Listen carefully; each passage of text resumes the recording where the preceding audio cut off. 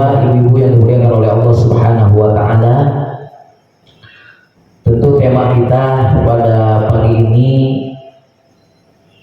adalah tentang Rasulullah atau hikmah Rasulullah dijadikan seorang yatim.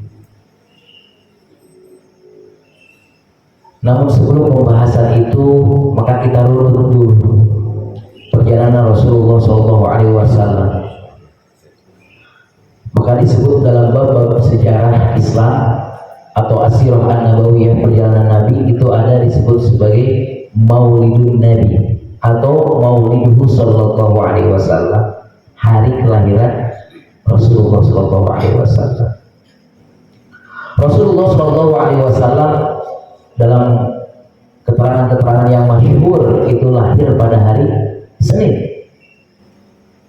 Dari berbagai kitab yang masyhur adalah Yaumul Itsnin, hari Senin. Maka ada hadis yang menjelaskan tentang ini, dan ini bisa kita refleksikan dalam kehidupan kita. Suatu hari datang A'rabi. A'rabi itu kalau kita mungkin orang Arab, A'rabi datang orang Arab itu bertanya kepada Rasulullah SAW, "Ya Rasulullah, madza taqulu fi yaumil Itsnin?" Dia tanya kepada Rasulullah, "Ya Rasul, bagaimana pendapatmu tentang hari Senin?" Kan gitu ditanya tuh sama Arabi, ya, sama orang Arab. Mungkin kalau sekarang mungkin ada ustadz nanya itu jamaahnya gitu ya, "Bagaimana pendapat anda?" Cuma kan Rasulullah itu di majelisnya, masya Allah, itu sahabat semuanya ikut. Bahkan dulu itu ada semacam konsep begini Pak, itu Rasulullah mengadakan majelis, jika sahabatnya nggak bisa hadir, dia tanawal, ya saling bergantian. Mungkin dia nggak bisa hadir karena dia ada urusan, tapi nanti ya ketika yang nggak hadir itu, ya tentu ilmu yang disampaikan oleh Rasulullah belum sampai kan ke dia, maka dia nanya kepada yang hadir, bagaimana apa yang disampaikan Rasulullah. Dulu konsepnya begitu, ya kan? Nah maka ketika orang Arab nanya kepada Rasulullah SAW tentang hari Senin, maka jawabannya adalah dzalika yaumul wulidtu fi. Hari itu adalah hari kelahiranku. Itu kata Rasulullah. Kemudian dilanjutkan hadis tersebut dengan bahwa pada hari itu aku berpuasa. Kata siapa? Kata Rasulullah. Maka milad Rasulullah, kelahiran Rasulullah itu disyukuri oleh Rasulullah dengan cara dia beribadah kepada Allah Subhanahu wa taala, berpuasa. Maka kalau ada istilah merayakan, mensyukuri milad, itu disilahkan, dibolehkan, asal sesuatu yang ada muatannya kebaikan, syukur. Wa amma bi ni'mati rabbika fahadits, bersyukur nggak apa-apa. Jadi sebenarnya yang penting cara-caranya aja. Boleh itu. Nabi aja merayakan dengan cara berpuasa. Puasa baik tidak baik, bahkan diikuti oleh kita.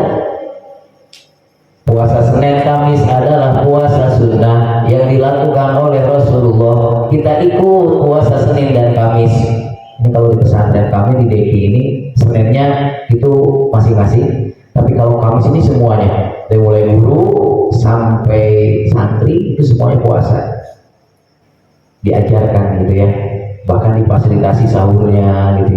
Kalau kita di pesantren seperti itu. Bapak ibu yang dirahmati Allah Subhanahu wa taala, maka Rasulullah itu dilahirkan masyhur di hari Senin. Maka ada sebuah riwayat, mungkin ini juga ada dalam kitab Al-Bidayah wa Nihayah. Kalau ya hari Senin itu tidak ada, artinya hari Senin itu mulia karena lahirnya Rasulullah.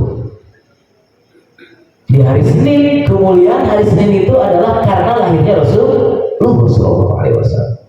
Jadi semua hal yang berkaitan dengan Rasulullah itu semuanya mulia.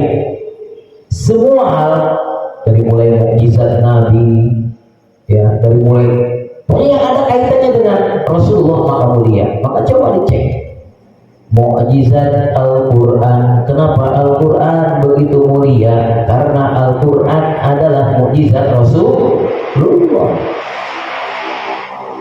Al-Quran mulia, diturunkan di bulan mulia. Kapan itu? Ramadan.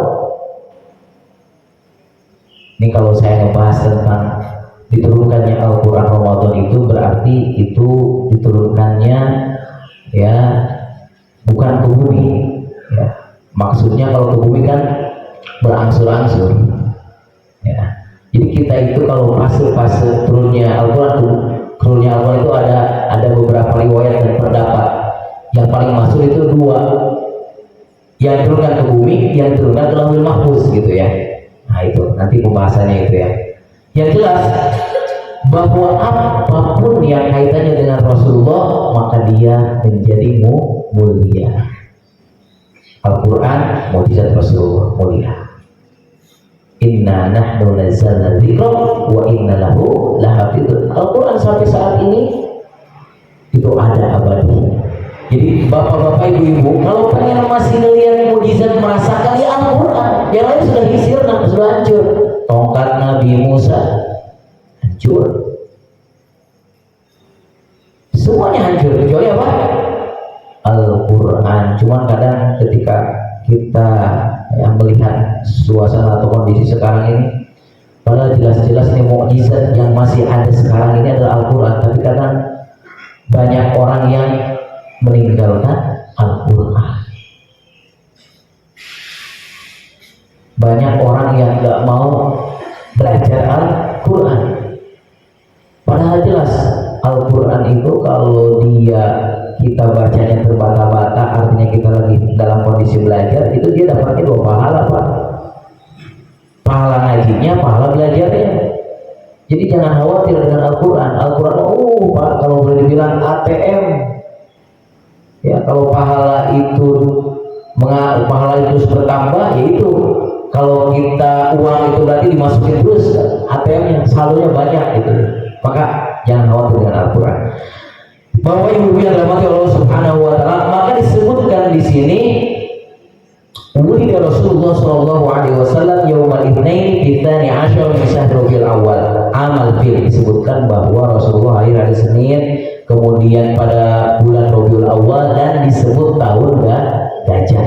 Ini kok kenapa sih disebut tahun gajah? Sebenarnya tahun gajah itu kan penanggalan Hijriyah itu dilakukan pada saat penanggalan hijrah, kan gitu. Pada saat itu kan belum hijrah ya, maka disebutkan pada saat itu sesuai dengan kejadian. Kejadiannya apa? Amul fil adalah pada saat itu Raja Namrud yang begitu bengis. Dia ini kalau boleh dibilang jelas, Pak. Jelas itu apa ya? Cemburu. Kok kenapa orang-orang gak datang ke tempatku? Kok mereka datangnya ke Makkah? Mereka beribadah dari berbagai manapun. Dulu Makkah itu sebelum memang ada perintah untuk haji, itu udah ditakzim, sudah menghormat, dimuliakan itu. Walaupun mungkin di pinggir-pinggirnya patung, Pak, di dalamnya juga ada patung gitu ya. Tapi wibawa Ka'bah itu sudah ada dari dulu gitu ya. Nah, maka orang-orang itu ya, termasuk Raja Namrud ini, dia merasa jealous. Lalu akhirnya udahlah, kita sekarang akan hancurkan itu.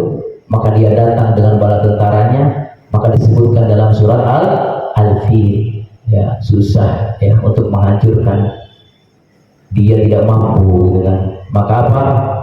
Allah arsala alaihim tayran ababil. Hanya dengan burung saja yang bawa batu kecil ababil, tarmihim min hijaratin min sijil, itu udah hancur. Itu kekuasaan Allah itu seperti itu. Bayangin gajah atau manusia pakai apa ini, topi baja, itu masuk itu sijil itu ya. Tapi diambilnya sama burung. Kalau dianalogikan, burung itu kan ya burung gitu ya. Burung kan mungkin si jarinya pun gimana gitu ya, megangnya gimana, terus dia juga nggak terlalu keras dibanding dengan baja kan. Tapi karena kekuasaan Allah, ababil bisa lebih kuat dibanding baja yang dipakai di kepalanya para tentara. Bayangin, ini kekuasaan Allah. Lalu kemudian wa qad wulida sallallahu alaihi wasallam yatiman. Nah, ini yang menjadi garis bawah yang akan menjadi pembahasan kita. Jadi Rasulullah sallallahu alaihi wasallam dilahirkan dalam keadaan ya yatim.